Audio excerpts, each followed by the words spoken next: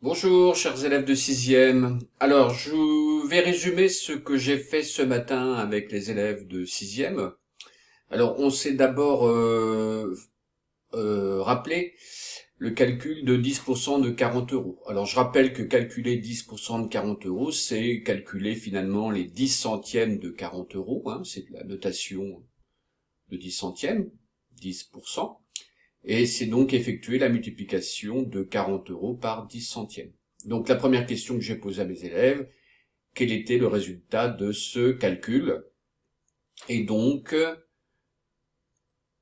j'ai rappelé finalement que ce calcul-là, cette multiplication entre 40 euros et 10 centièmes, eh bien, avait le même résultat que cette multiplication-là, puisque 10 centièmes et 1 dixième sont deux écritures du même nombre. J'ai divisé le dénominateur par 10 et j'ai divisé le numérateur par 10. J'en ai profité pour rappeler que l'écriture décimale de 1 dixième, c'était 0,1, puisqu'on divise 1 par 10. Autrement dit, je peux aussi écrire 40 euros fois 0,1.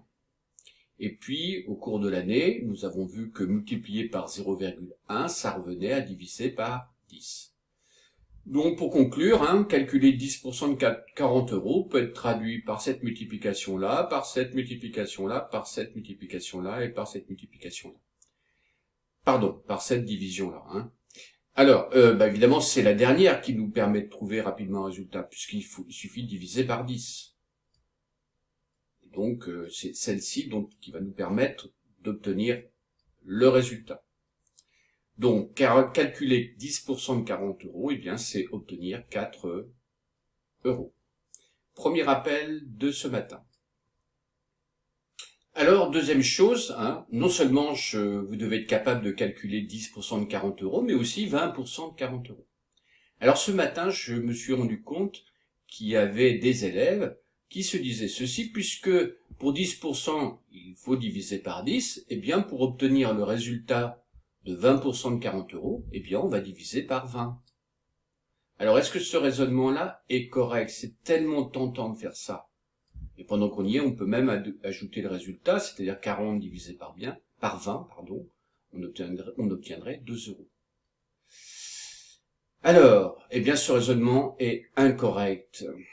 Et je vais vous montrer, j'ai essayé de vous en apporter la preuve. Alors, première chose, d'abord, 10 centièmes, on a dit que son écriture décimale, c'était 0,1.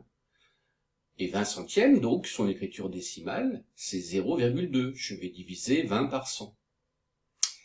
Et on s'aperçoit qu'en donnant les deux écritures décimales, eh bien 0,2 c'est le double de 0,1.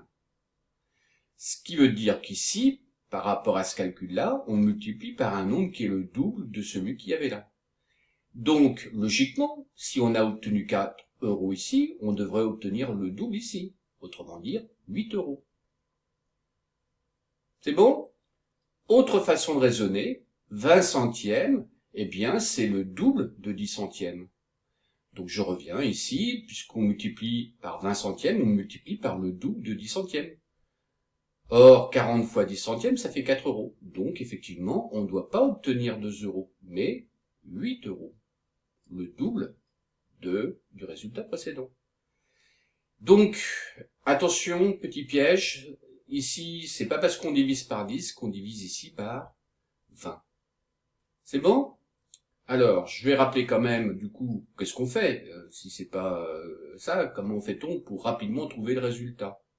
Alors, petit rappel rapide. Alors, bien sûr, 10% de 40 euros, c'est effectivement donner le dixième de 40 euros. Donc là, pas de problème, c'est bien 4 euros.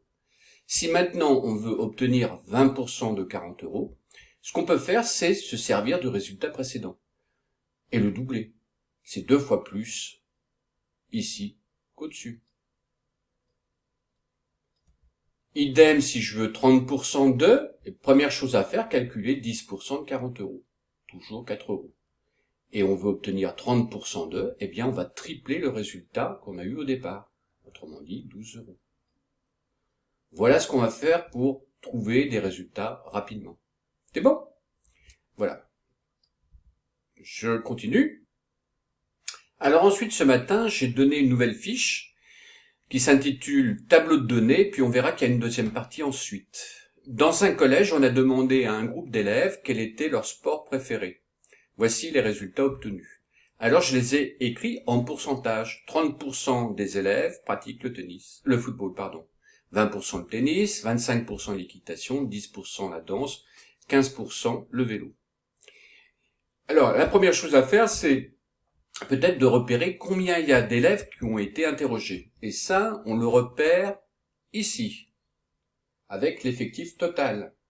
Donc, j'ai demandé à mes élèves de surligner cette expression-là. L'effectif, c'est le nombre de personnes. Et il y a eu 120 collégiens qui ont été interrogés. Donc, j'ai demandé ce matin à mes élèves de calculer, du coup, l'effectif pour chacun des sports. Le nombre d'élèves qui pratiquent ou qui préfèrent le football. Donc, j'ai demandé de calculer 30% de 120. Alors, on vient de le faire en calcul mental. On calcule d'abord 10% de 120, ce qui fait 12, puis on triple et on obtient 36. Donc, je vous laisserai chercher 20% de, 10% de, c'est simple, c'est le dixième. Et puis, j'en ai donné 2, 25% de, alors rappelons-nous que calculer 25% de 120, c'est calculer finalement le quart de 120.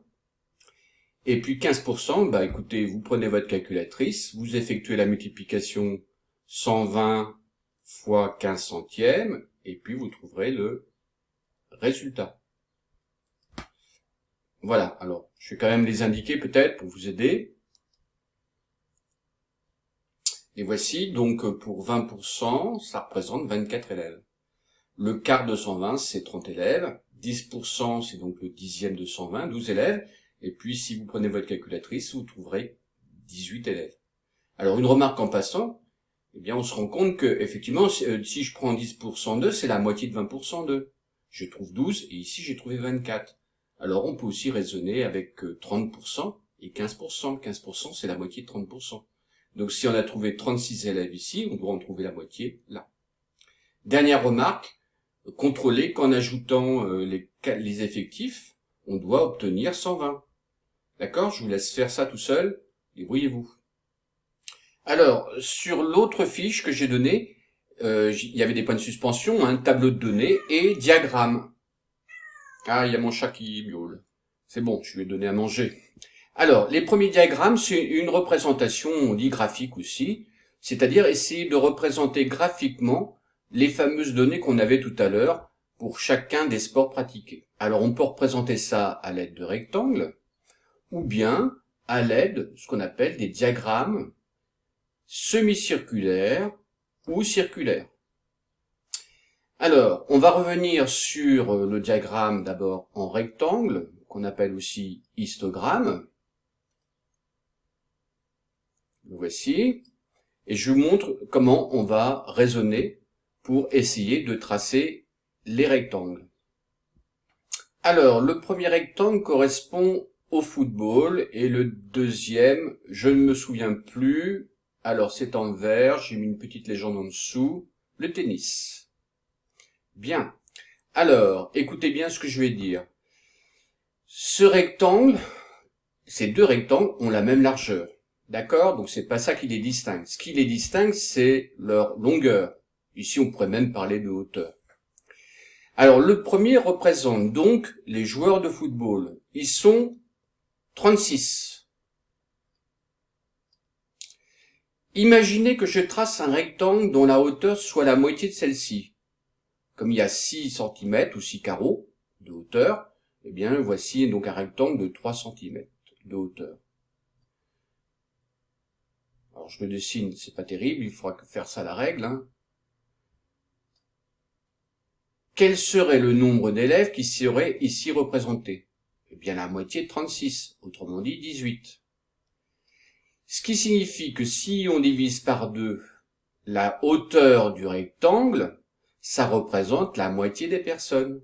Ah, ça nous rappelle un raisonnement qu'on tient depuis le début de l'année. Ça veut dire que la hauteur du rectangle est proportionnelle au nombre d'élèves représentés. C'est bon? Alors, on va revenir sur le tableau. Alors, on est dans le deuxième tableau, diagramme en rectangle. La première chose, on a complété ce matin, de nouveau, reprenant des effectifs qu'on avait déjà trouvés précédemment. Donc on les a recopiés dans le tableau, le deuxième tableau. Première chose, donc faites-le. Et puis on a cherché donc la longueur du rectangle. Alors j'ai déjà indiqué une longueur de rectangle, c'est-à-dire que j'ai décidé que le rectangle qui représentait 36 personnes ou 36 collégiens était un rectangle dont la hauteur mesurait 6 cm. Alors on a fait ça simplement.